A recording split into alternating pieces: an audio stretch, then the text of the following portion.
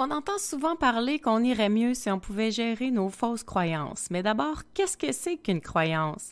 On examine tout ça ensemble et on apprend un truc pour la décoder, la reprogrammer et mieux s'aimer tout de suite après l'intro. Parce qu'on a tous des vies occupées, des agendas surchargés et que malgré tout, on aimerait apprendre à se déposer. L'architecte de l'âme, c'est ta pause zen. Un endroit pour t'aérer le cerveau, arrêter de réfléchir et juste te laisser inspirer. Un endroit pour toi, pour apprendre à sortir du mode cruise control qu'on a adopté et recommencer à cultiver la joie. Ensemble, on va se les remettre les deux mains sur le volant. Bienvenue dans l'architecte de l'âme. Bienvenue chez toi. Avant de décortiquer tes croyances et de voir si tu portes en toi des croyances limitantes, non bénéfiques, d'abord, regardons c'est quoi une croyance. Eh bien, c'est quelque chose que tu crois comme une vérité. Quelque chose que tu es convaincu, que tu remets pas en question et que tu vas de l'avant avec, voire même tu t'y soumets. Donc, si on est soumis à quelque chose, en général, c'est limitant. En général, les croyances qui nous dictent des choses bien précises, bien cadrées, dans un système de valeurs bien mal, vont être souvent des doctrines dans notre vie. Et les doctrines, personne n'aime ça parce que ça nous dirige sans qu'on puisse se demander si c'est bon pour nous, si ça nous aide à avancer ou si ça nous garde dans le mode habitude, cruise control, irréfléchi. Et pour découvrir nos croyances, on a juste à s'observer. En fait, observer tout ce qui passe dans ta tête. Observer tes pensées. Observer tes gestes qui viennent rapidement, comme des réactions, parce que c'est une habitude. Observer ce que tu dis avec tes mots quand tu veux exprimer ton système de valeurs. Et c'est là que tu vas pouvoir commencer à découvrir si tu as des croyances. Pour découvrir les fausses croyances qui nous empêchent d'aller vers ce qu'on veut, on a un travail d'introspection à faire. Parce que c'est très subtil, les croyances. C'est l'ego qui a pris le volant de ton auto et qui conduit en te disant que c'est bien, que c'est la meilleure façon de faire pour toi, pour te protéger. Mais on le sait que l'ego est créé quand on est jeune. Et à partir de ce savoir-là, on comprend que l'ego n'a pas toujours raison sur notre vie d'adulte. Si les idées de l'ego sont créées quand on est jeune, c'est comme si on avait un petit enfant à l'intérieur de nous qui est démuni, qui n'a pas toutes les réponses et les outils pour avancer. Un peu comme un boulet qui serait attaché à toi puis qui te garderait dans le passé, pendant que toi tu essayes d'avancer vers l'avenir. L'incohérence là-dedans, c'est qu'il n'y a pas de moment présent. Et pour vivre au moment présent, c'est beaucoup mieux d'être conscient de ce qui se passe en dedans, de comment réfléchit l'ego et quelles sont les idées ancrées dans notre ADN par lesquelles on obéit à notre propre vie. Alors, une méthode très, très simple pour découvrir ce qui t'empêche d'aller de l'avant, c'est de commencer à réfléchir « Qu'est-ce que je veux qui bloque? »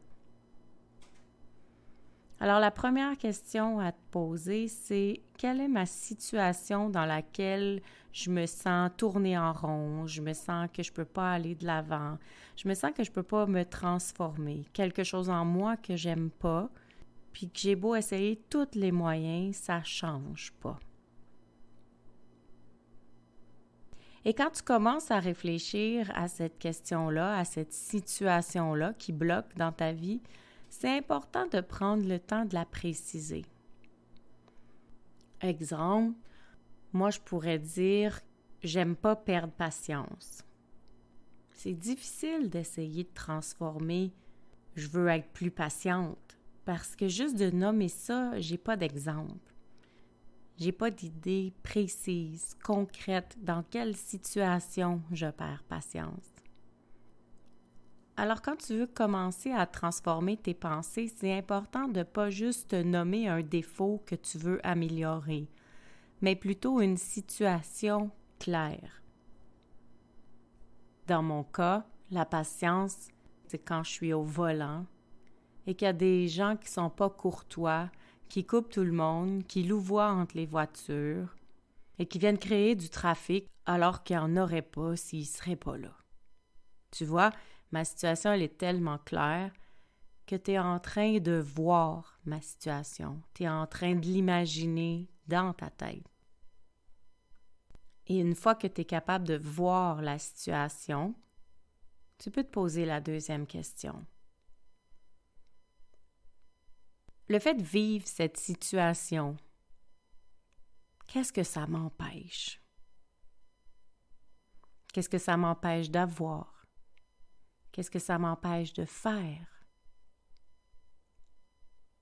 Dans mon cas à moi, si on revient avec l'exemple du trafic, c'est bien évident que ça m'empêche d'avoir une conduite libre, joyeuse, et même parfois de discuter avec les gens dans mon véhicule parce que je dois mettre trop mon attention sur la route.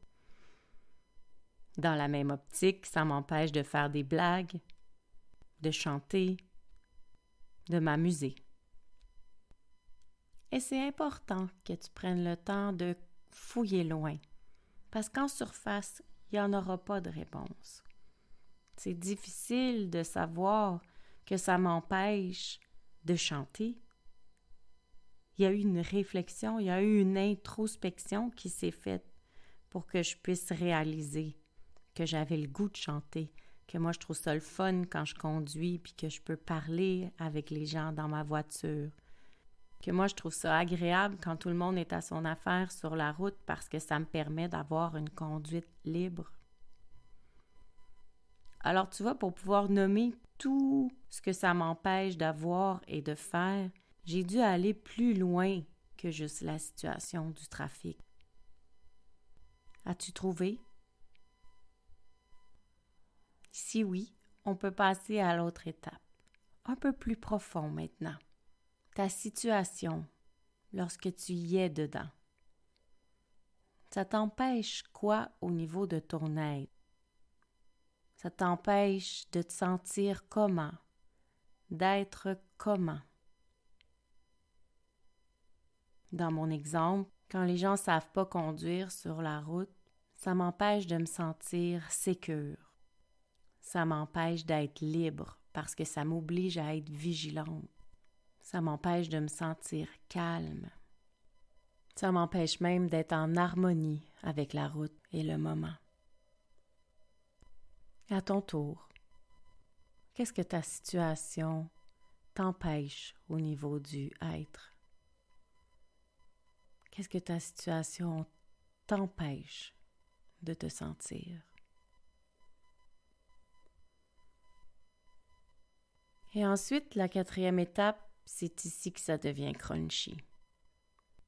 Ça devient crunchy parce que là, on va aller chercher plus loin que ton mental. On veut que tu descendes vraiment dans ton cœur, dans tes tripes, dans ton senti. Parce que pour la question numéro 4, on dit « Si tu te permettais d'avoir et de faire tout ce que tu voulais, qu'est-ce qui pourrait t'arriver de désagréable? » Et quand on parle de avoir et faire tout ce que tu voulais, c'est en lien à ce que tu as nommé dans la question 2. Donc, pour bien le sentir, on va se relire. Dans mon exemple, ça dit « Si je me permettais d'être libre, d'être joyeuse, de discuter avec mes amis, mes passagers, de faire des blagues, de chanter et de m'amuser pendant que je conduis. Qu'est-ce qui pourrait m'arriver de désagréable? » À première vue, on n'est pas porté à penser qu'il pourrait arriver quelque chose de désagréable. Parce que c'est ça qu'on veut, c'est ça qu'on souhaite, c'est ça qu'on recherche. Alors quand on dit que c'est ici que c'est crunchy, c'est parce qu'il faut se dire, c'est sûr que si je ne l'ai pas, il y a quelque chose en moi qui bloque, il y a quelque chose en moi qui a peur, il y a quelque chose en moi qui résiste. Donc tu te reposes la question, les yeux fermés, en sentant bien la situation et en osant laisser vibrer chacune des cellules de ton corps pour entendre les petits messages cachés, ceux qu'on ne veut pas entendre. Si je me permettais d'être libre, d'être joyeuse, de discuter, de faire des blagues, de chanter et de m'amuser au volant, qu'est-ce qui pourrait m'arriver de désagréable? Je pourrais perdre le focus. Je pourrais manquer ma sortie. Je pourrais même être en retard. Ou pire encore, je pourrais avoir un accident. Et si tout ça, ça arrivait, est-ce que j'aurais peur d'être jugée? Ou pire, moi, je me jugerais de quoi? Si je perdais le focus, si je manquais ma sortie, si j'étais en retard, ou si j'avais un accident, parce que j'ai été libre, joyeuse, parce que j'ai discuté, parce que j'ai fait des blagues, parce que j'ai chanté, parce que je me suis amusée au volant. On me jugerait ou je me jugerais d'être irresponsable, d'être lunatique et d'être désorganisée. Toi, si tu te permettais d'avoir et de faire ce que tu as écrit au numéro 2, qu'est-ce qui pourrait t'arriver de désagréable? De quoi tu te jugerais? Ou de quoi tu aurais peur que les gens te jugent? Et si c'est difficile de trouver tes réponses, ajoute le numéro 3. Si tu te permettais d'avoir tout ce que tu as nommé, de faire tout ce que tu as nommé, d'être et de te sentir tout ce que tu as nommé, si tu te permettais tout ça, qu'est-ce qui arriverait ou qui pourrait arriver de moins le fun, de désagréable? Et de quoi t'aurais peur qu'on te juge? Ou de quoi t'aurais peur que tes propres pensées te jugent? Pour découvrir la croyance, ensuite, on passe à l'étape 5 et là, je t'avise d'avance. Ça se peut que ça fasse pas de sens. Parce qu'une croyance, ça peut pas faire de sens. Sinon, on n'y croirait pas. Sinon, on l'aurait déjà décelé et transformé. Si on ne l'a pas transformé jusqu'à maintenant, si on n'avance pas dans notre situation jusqu'à maintenant, c'est parce que c'est très subtil. Alors avec le numéro 5, on découvre les liens dans ce qu'on vient de nommer. On découvre que ce qu'on veut vraiment être, ça veut dire ce qu'on a peur d'être jugé. Pour le moment, dans notre tête, dans notre croyance. L'idée, c'est de reprendre ce que tu as écrit au numéro 3. Ce que tu voulais être, comment tu voulais te sentir. Et de réaliser que pour le moment, tu ne peux pas te sentir comme ça. Parce que tu as trop peur du jugement que tu as écrit en 4. Ça veut dire que pour toi, l'un égale l'autre pour le moment. Pour moi, dans mon exemple, je découvre donc que ma croyance, c'est que être en harmonie avec la route et avec le moment, je crois que ça veut dire être irresponsable, être lunatique et être désorganisé.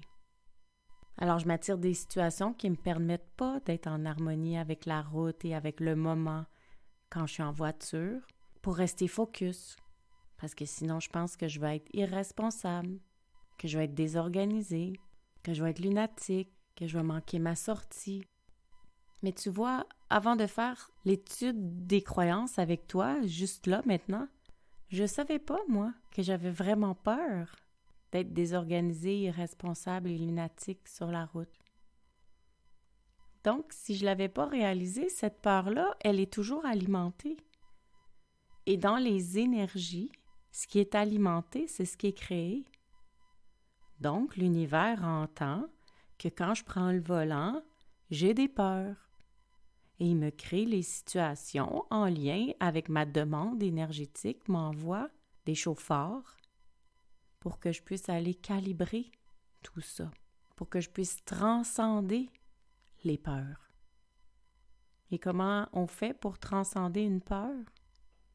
Bien, on accepte que des fois c'est comme ça, que des fois, effectivement, je suis irresponsable, lunatique ou désorganisée sur la route. Puis je me donne le droit d'arrêter d'avoir peur de ça parce que je me juge déjà de ça. Puis peut-être qu'il y a d'autres personnes qui me jugent déjà de ça. Alors toi, ton numéro 3, il égale quoi dans ton numéro 4? Est-ce que tu peux te donner le droit de croire à ça pour le moment? Est-ce que tu peux te donner assez d'amour pour réaliser que tu y crois déjà et tu te juges déjà? Et le fait d'avoir ce comportement-là, ça te garde dans cette routine de croyances non bénéfiques. Parce que ce qu'on a besoin d'être, réellement, profondément, c'est ce qu'on a écrit dans le numéro 3. Comment on voulait se sentir. Alors, mon besoin profond à moi, c'est d'être en harmonie avec la route. Il s'agit de focusser sur ce besoin-là au lieu de focusser sur les peurs. Quand je vais être dans le trafic, quand je vais avoir un chauffeur. Et plus je vais être capable de me rappeler que c'est ça mon besoin, plus je vais être capable de me détacher de l'événement et de moins donner de pouvoir à la situation dérangeante. Et chaque fois que je vais me voir irresponsable, lunatique ou désorganisée, je vais pouvoir avoir un sourire en me disant « Ouais, ce sont des peurs que je porte. » Et je mets de la lumière dessus. Et je m'autorise à l'être parfois dans l'accueil, dans l'amour. Et plus je vais m'autoriser à être parfois irresponsable, parfois lunatique, parfois désorganisée dans le trafic. Et plus je vais me rapprocher de mon besoin d'être en harmonie avec la route. Parce que je ne serai plus en résistance. Je vais être en accueil. Je vais me donner le droit d'être comme ça des fois. Et plus je vais me donner le droit d'être comme ça des fois, moins je vais l'être. Te sens-tu prêt à te donner le droit d'être ce que tu aimes moins en toi? Quelquefois, par moment, juste pour t'accueillir, juste pour t'aimer un peu plus. Alors tu vois, défaire une croyance, c'est aussi simple que ça. Je te dis pas que tu vas réussir juste à l'écoute de ce podcast, mais si tu as besoin d'aide, je suis là.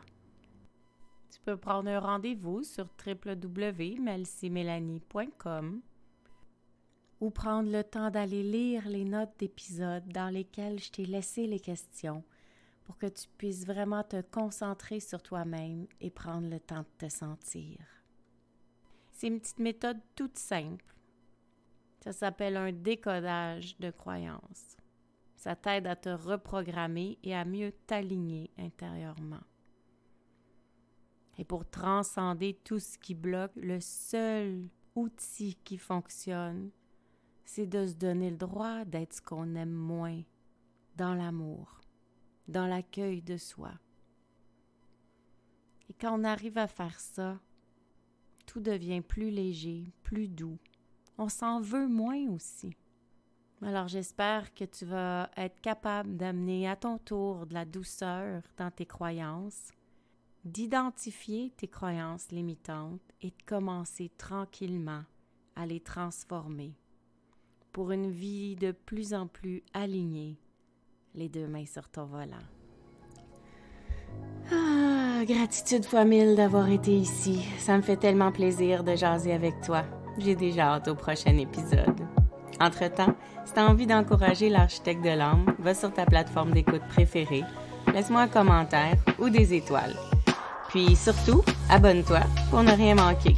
Si tu as envie, tu peux aussi partager l'épisode pour m'aider à me faire connaître. Place-le dans ta story en me disant ce qui t'a le plus touché aujourd'hui. N'oublie pas de me taguer melcy.soul.architect pour que je puisse aller liker et te répondre. Je voudrais aussi prendre le temps d'ajouter mes gratitudes pour toi, de m'avoir écouté, mais surtout que tu aies pris le temps, ce temps-là, pour toi. C'est grâce à ces quelques minutes de concentration sur toute autre chose que le brouhaha de la vie que ton âme se relâche et s'aligne. Et pour ça, je te dis bravo. À tout bientôt. Love, Mel.